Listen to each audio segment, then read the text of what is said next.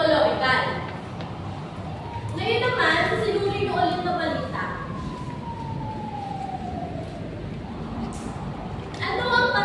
Ano ang wastong pagtugon sa tingin ninyo ang inyong kayang ibigay o gawin kung kayo ang nasa sitwasyon?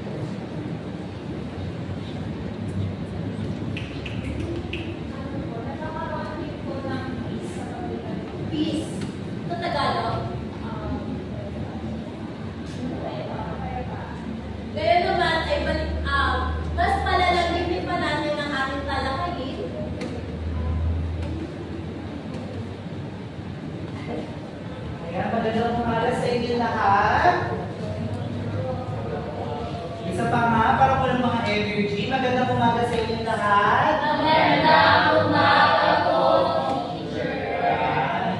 Ako po ay si Teacher Gab. O sa aking buong pangalan ay Teacher Angelo. Ngayon naman, para mas mapalalim natin yung gawain kanina, ay lalako na tayo sa ating aralin sa ngayong araw.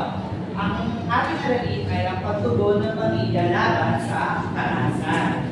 Ang ating mga layunin ngayong araw ay, sino pwede mabasa ng first student? Yes, Teacher Chai, ay Student Chai. Nakikilala ng wastong pagtugon ng pamilya natin sa karahasan. Second student, yes, Teacher D. Nakakapagpapatibay ng kapayapaan bilang wastong pagtugon sa karahasan at Yes, Student Mark. May sasagawa ang pagsulong ng mga paraan upang maiwasan ng paraan. Ayan. Ayan yung mga layunin natin na dapat pagkatapos sa klase na ito ay makamit ninyo o makamit ninyo at inaasahan na matutuhan ninyo sa aralin natin ngayong araw na ito, ngayong umaga. Ayan, bago tayo dumako, ano yung sa tingin ninyo, ano yung mga salita o mga salita na associate nyo pag narinig nyo yung salitang karahasan? Yes, Student Jello? Bugbugan. Bugbugan. Okay.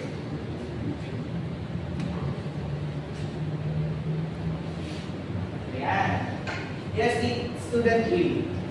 sigawan. Sigawan. Yes, Student. Nakakatakot. Nakakatakot. Yes, Student Mills. Masakit po. Masakit. Ayan, tingnan naman natin. Balikan lang natin kung ano ba yung karahasan. Ano ba ang definisyon ng karahasan?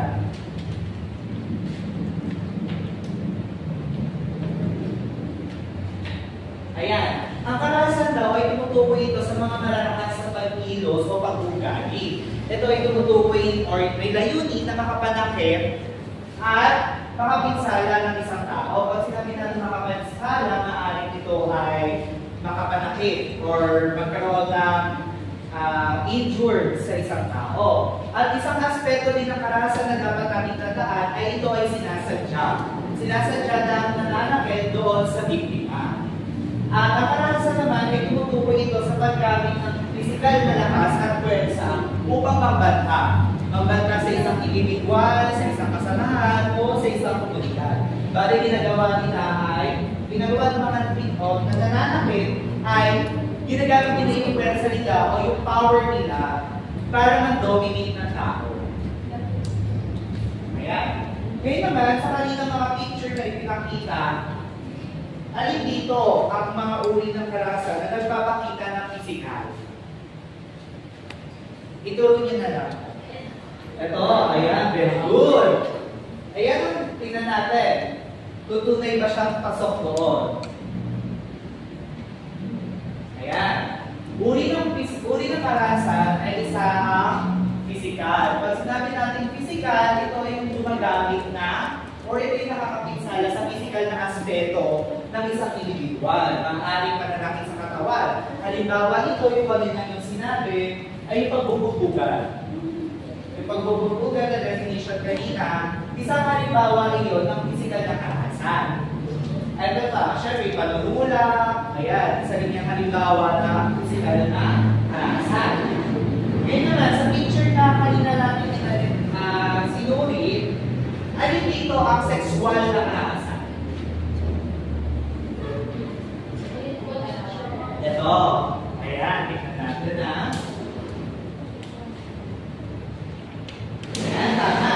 Ang sexual na karahasan naman ay tumutukoy sa mga gawain na mayroong kinalaman sa sexual o sa katangian sexual ng individual. Ano ba yung katangian sexual ng individual?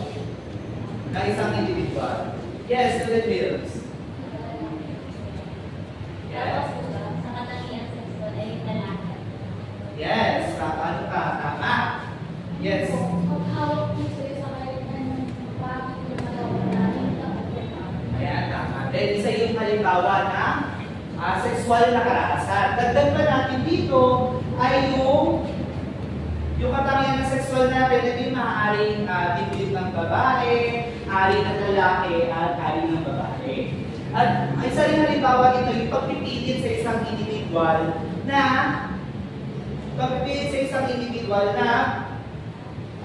gumawa ng malalaswa na gawain. Ayan, dumako tayo sa pangatlong uri na karahasan. Ito ay ang psikologikal na karahasan. Yes po. Teacher, bakit po kaya lagi mga kababaihan yung biktima ng physical violence? Kaya, balikan natin ang definition niyan. Kaya nagiging karamihan ay kababaihan dahil tinitingnan ito sa aspeto na ang babae ay mahina. Kaya kadalasan, ang mga kababaihan ay nakakaranas ng physical o physical na karahasan. Nakikita ng kanilang mga nananakit o kadalasan kasi ang kanilang nananakit ay ang kalalakihan. Nakikita nila na ang kababaihan ay walang laban sa kanila. Kaya nag-dominate nila at nakakaranas ng physical na karahasan yung mga kababaihan. Paano naman po kaya kapag sa sexual violence madalas Paulit ko na tanong. sa sexual violence naman, bakit madalas din ang kababaihan ang biktima? Ayan Kaya madalas sa babae ang biktima sa sexual na karahasan ay ito ay kadaligan na ganun din. Na kaya mas madalas siya, bagkus ay yung mga kababaihan ay tinitingnan ng mga kalalakihan na walang laban.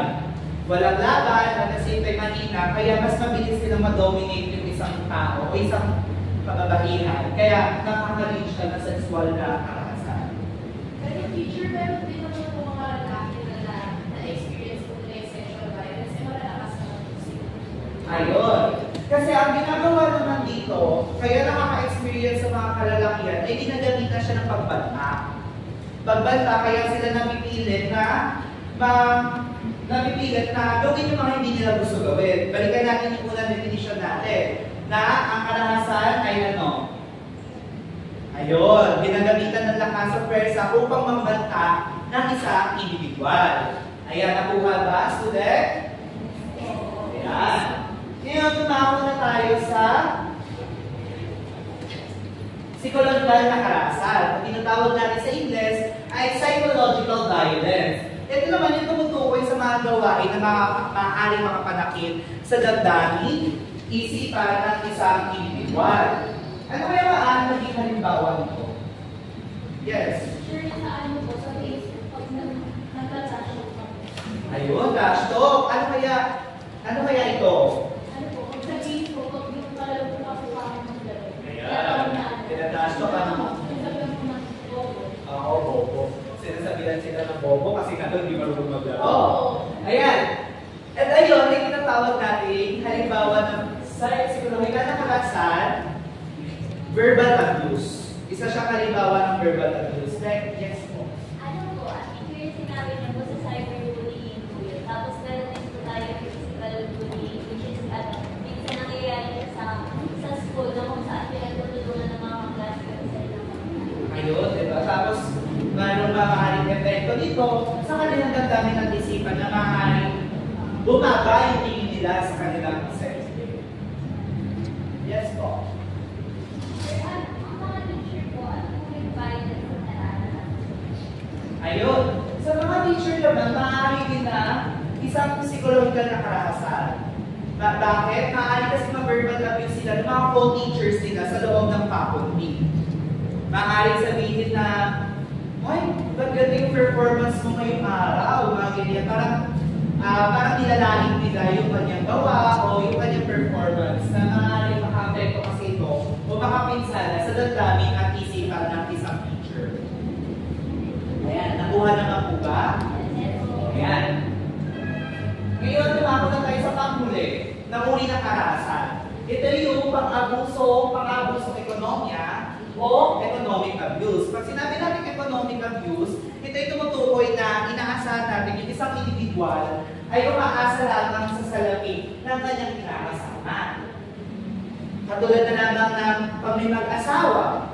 pinipigilan niya ang kanyang asawa na hindi magtrabaho at umasa na lamang sa kanya. Pangalawa din ay yung hindi naman nakakulong ito sa konsepto ng salapi. Maaari din ito pumunta sa pagsira ng ari-arian mo. At ito rin yung pag wala ng visa sa inyo, ng control sa inyong mga property o ari-arian, katulad na naman sa pagdating sa mag-asawa. Yung conjugal property, pag sinabi natin conjugal property, ito yung shared property ng mag-asawa. Ngunit, ang nangyayari kasi, yung isang individual o yung asawa, lalaki o babae man, ay tinawalan niya ng control yung tinakasama niya. Yung tinakasama niya, para siya lang magkaroon ng control doon sa kanilang ari-arian.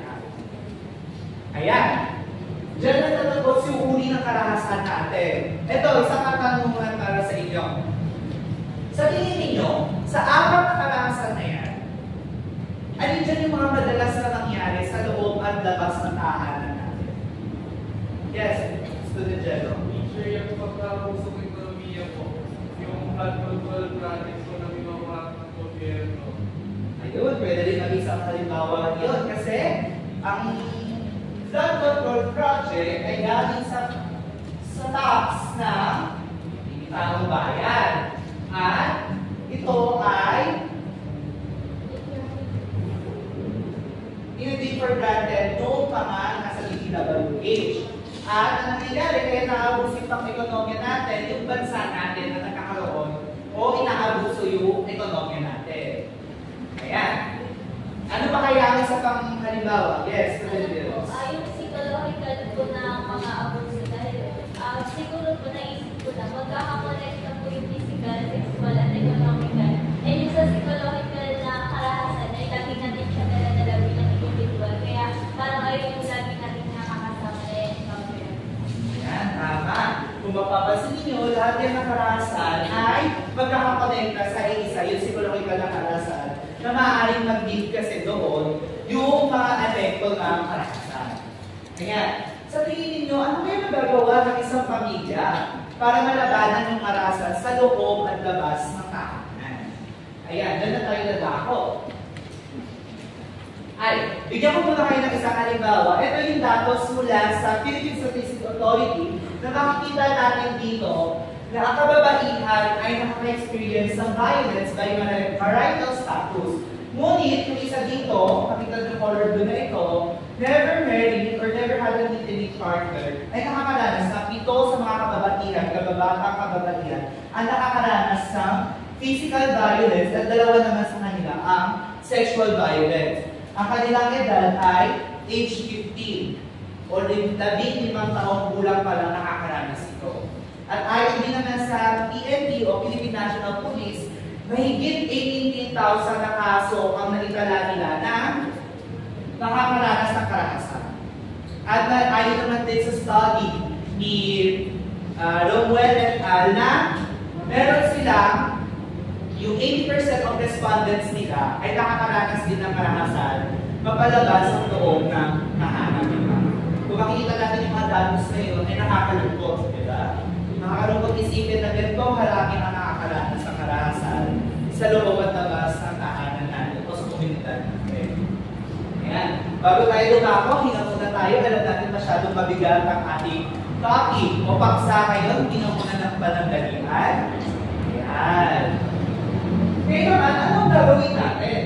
Anong gagawin natin sa pamilya para matugunan ang karahasan? Una, pagsigurado ng kaligtasan. Siguraduhin natin na yung biktima ay nasa ligtas na lugar, malayo doon sa nanakit. Para malaman natin kung ano yung nangyari. At makita din natin kung ma-assess natin yung sitwasyon niya, kung kamusta ba siya, at kung kamusta ang lagay niya. Ngayon naman, pangalawa, paghimok na magsampa ng kaso.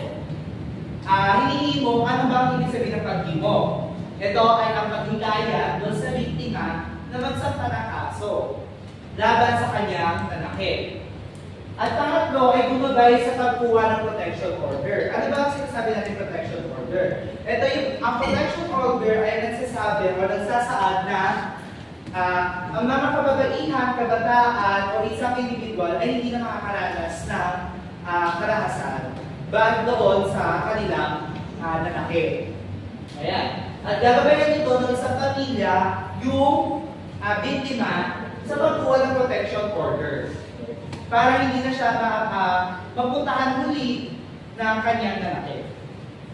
Pang-apat, lumapit sa mga ahensya ng gobyerno. Dito makipag-usap, maaaring gawin ng pamilya natin para labanan ng karahasan ay makipag-usap sa ahensya ng gobyerno, maaaring barangay, police, o kaya women and child helpless upang mas matugunan natin yung karahasan na nararanasan ng isang individual sa loob ng tahanan o kaya sa labas ng tahanan. Panglima naman ay maging sandalan o suporta sa emosyonal at moral na kalagayan ng biktima. Dapat, bilang isang pamilya, para matugunan natin ang laban sa karahasan, ay maging sandalan tayo dito, yung biktima, maging sandalan tayo dito sa emosyonal na pangangailangan nito at moral, para mas malaman din natin at makuha natin yung trust niya. Trust ng biktima, mas malaman natin yung kanyang sitwasyon na nararanasan. At ang pang-anim ay ang pakipag-ugnayan o tulungan sa mga opisyal. Hindi tayo konektado doon. Next po. Sa number 4 po, nakalagay doon yung mga sa ahensya ng gobyerno. Ano po yung mga government agents na pwede takbuhan ng mga tao na nakakaranas ng karahasan? Ayun, katulad ng sinabi ko kanina, ay yung maaaring barangay officials. Pwede tayo lumapit sa mga barangay officials, yung women and child help desk. Maaari din natin iyong lapitan para mas natugunan yung karahasan na nararanasan ng biktima. Pwede rin yung mga Philippine National Police, isa rin yan, na pwede lang ilapitan para sa pagtugon sa karahasan. Ayan. At pang-anim, ay magkakonekta sila ng pang-apat. Ay pakipag-ugnayan na tulungan sa mga opisyal. Kung ikaw ay isang testigo o witness sa Ingles na karahasan na naranasan ninyo ay maaari na dapat magtulungan tayo para mas malaman nila. Mas malaman nila kung ano yung sitwasyon na meron yung biktima. Ano yung dinadanas ang biktima. O ano yung nakita ninyo during that pangyayari. Yung pangyayari yun, kung ano yung nakita. Ayan. May katanungan po ba? Yes po. Di ba po teacher kapag magsusubok pa po ng ganitong karahasan, minsan hindi dapat siya nalalaman ng lahat. Ayun na, oo. Sabi niya ng anti-VAUSI na dapat confidential o anti-VAUSI, anti-violence against women and children na dapat confidential yung pagsampa ng kaso natin, confidential din yung mga tumutulong doon sa biktima para malabanan yung karahasan. Dapat maging confidential dito dahil nga sa visa ng RA na no anti-VAUSI, yung anti-violence against women and children. Ngayon naman, ano ba yung kahalagahan ng wastong pagtugon ng pamilya laban sa karahasan? Una, ay napapakibay din yung emosyonal na katatagan sa paraan na pabibigay-bigay sa mga kakayahan ng kalakasan. Ito kasi dito, ini-emphasize dito ang pamilya na magkakaroon na sila ng sila ang bawat isa ay magkaroon ng emosyonal na katatagan pagdating sa bawat isa sa kanila para malaman din nila yung kanilang kakayahan at the same time yung kalakasan o yung kahinaan nila. Maaari kasi yung kalakasan ng kapatid mo ay may kaalaman siya sa mga pagdating sa mga ahensya ng gobyerno na maaaring makatulong sa inyo ng pagplano para mas matugunan yung karahasan sa loob o labas sa tahanan. At pangatlawang bullet naman ay pagkakaroon ng sumusuporta kapiligilan o supportive environment sa Ingles sa komunidad at tahanan. Kapag nakakaroon kasi o natutugunan natin yung karahasan, ay nagkakaroon tayo ng supportive environment o yung sumusuporta kapaligiran para, kasi dito natin makikita na kung sino-sino mga tumutulong. Sino-sino ang mga willing tumulong para matugunan yung karahasan na meron na nararanasan ng isang individual sa komunidad ninyo o di kaya sa loob ng tahanan. At pangatlo ay ang pagkakaroon ng bukas na komunikasyon sa isa't isa. Dito, mas basta giging open tayo sa Ingles, sa loob ng pamilya natin, at sa labas sa ating komunidad para mas malaman din natin kung ano pa ba yung mga dapat natin gawin. At dagdag din natin dito yung mga dapat natin o yung mga plano natin. Paano matugunan o wasto matugunan yung karahasan na nararanasan natin sa loob o labas ng tahanan. At syempre, nagkakaroon din ng talakayan sa loob ng pamilya kung paano lulutasan ang buloo ay na meron pananagutan. So, ang isa rin kahalagahan nito sa pagtugon ng pamilya ay nagkakaroon tayo ng talakayan sa loob ng pamilya na kung saan mas open up natin yung mga sitwasyon na nararanasan natin. At the same time, dito rin yung paano natin yung mga wasto o yung mga paano natin lulutasan isang bulong o alitan na maayos na bukas sa komunikasyon na walang away na nagaganap. Pero meron din pananagutan kung sino nagkaroon ng pagkain. Kung sino nag-cause na pananagutan. Ayan. At natututuhan humingi ng tulong kapag kinakailangan. Ayan. Sa pagpili at paglahok naman ng positibong gawain, dito pumapasok yung iwasan ng gulo at pag-aaway sa loob at labas ng tahanan. Makinig at syempre igala ang opinion ng iba kahit hindi kayo magkaparehas sa pananaw para maiwasan ang gulo. At syempre tumulong at makibahagi sa mga gawain barangay o paaralan na nagtutaguyod ng pagkakaisa. At panghuli ay suportahan ng mga magulang, guro, leader ng komunidad at kabataan na susulong ng respeto, malasakit at pagtutulungan.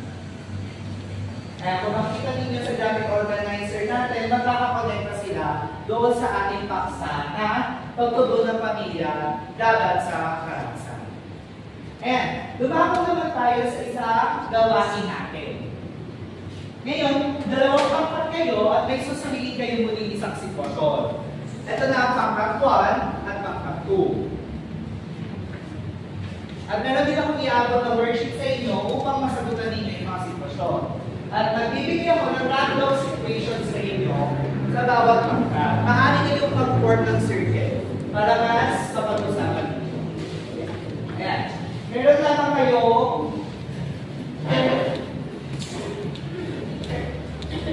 Teacher lang.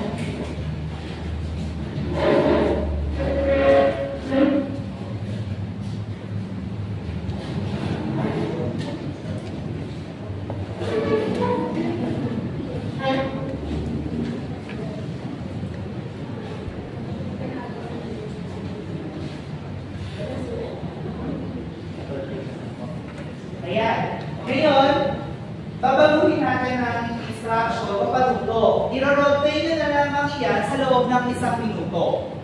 Ayan. Bibigyan naman kayo ng 30 seconds para mag-prepare or 1 minuto din para mag-prepare para makapag-rotate kayo sa harapan. Ayan. Nandiyan na ba kayo, klase? Ayan. Bigyan ko naman kayo ng 1 minuto para maganda. May sitwasyon lamang iyan. At sa tingin ko kaya din. Ayan. 1 minuto.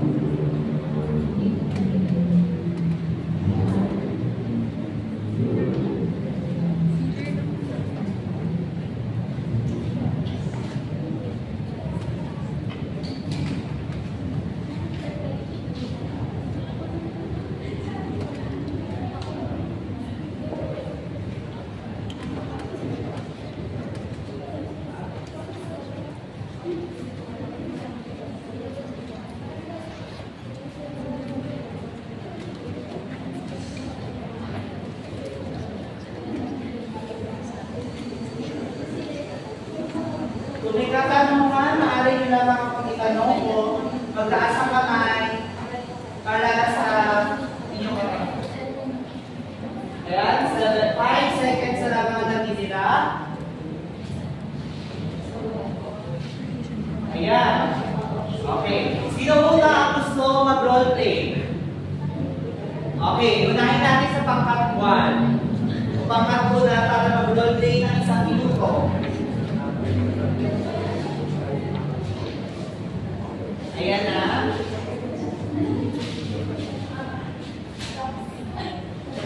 Okay, your timer starts now.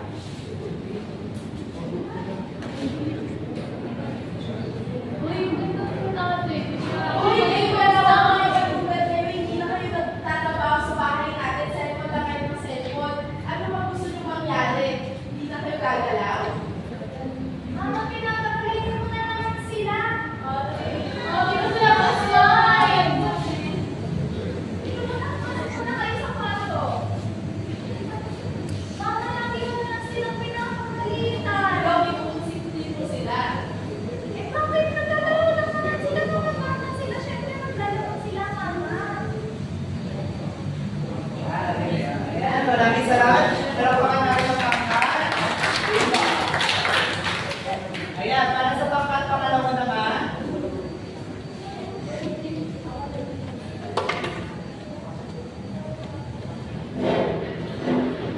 Okay, ang inyong oras ay magsisimula na.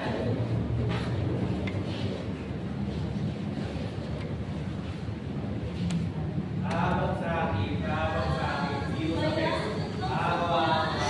Uy, bakit di mo siya inaasar? Tara na, matutulog na tayo kay Mama.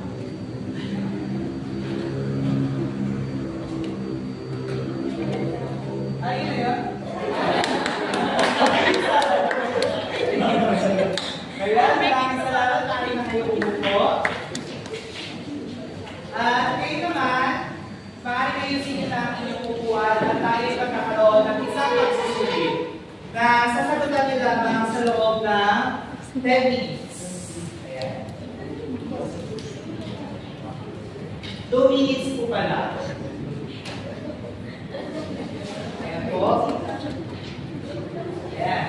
Maaaring sagutin niyo lamang ito na 2 minuto.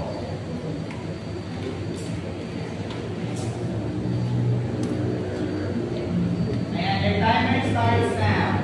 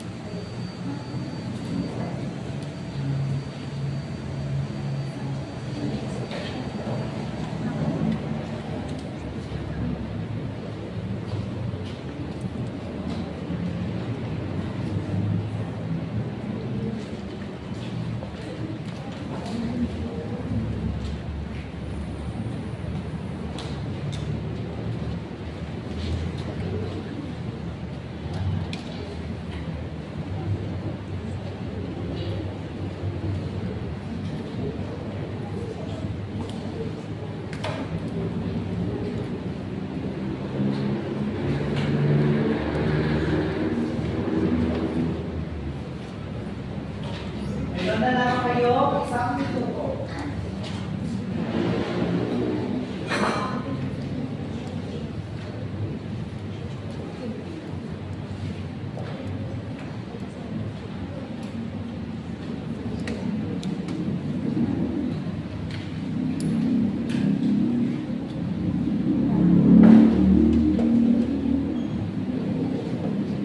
Ayan. Ngayon, ibasa ninyo ang papel sa harapan. Tapos na ang ating pagsusulit. Maaari nyo na ibasa ang papel sa harapan.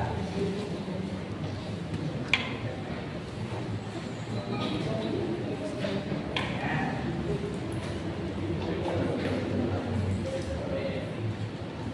Ayan, maraming salamat. Ngayon naman, para sa pagkakaralin ninyo,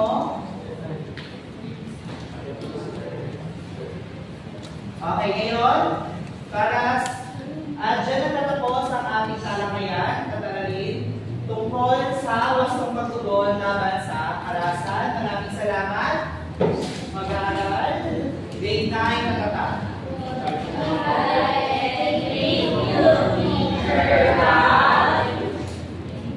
Ayan, dito naman tayo tapos. Tapos na tayo sa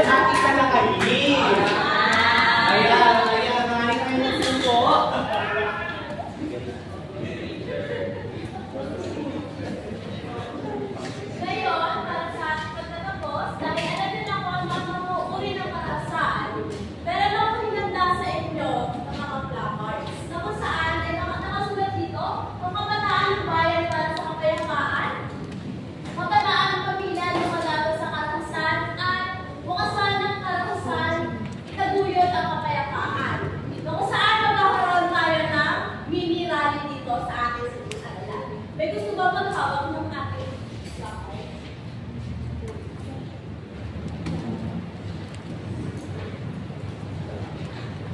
Ayan, isisigaw lang natin yan. Maaari ba tayo tumayo? Tayo tayo lahat. Susundan niyo ako kung ano ang mauuna. Sasabihin. Wakasan ang kalakasan, itaguyod ang kapayapaan. Wakasan ang kalakasan, itaguyod ang kapayapaan. Ang kabataan ng bayan para sa kapayapaan. Ang kabataan ng bayan para sa kapayapaan. Kabataan, pamilya, lumalaban sa kalakasan. Kabataan, pamilya, lumalaban sa kalakasan. Isa pa nga. Wakasan ang kalakasan, itaguyod ang kapayapaan. Wakasan ang kalakasan, itaguyod ang kapayapaan. Maaari ba tayo pumilo? Paikot kayo. Habang nag-chat tayo, dadala kayo ba? Okay na. Dalit natin.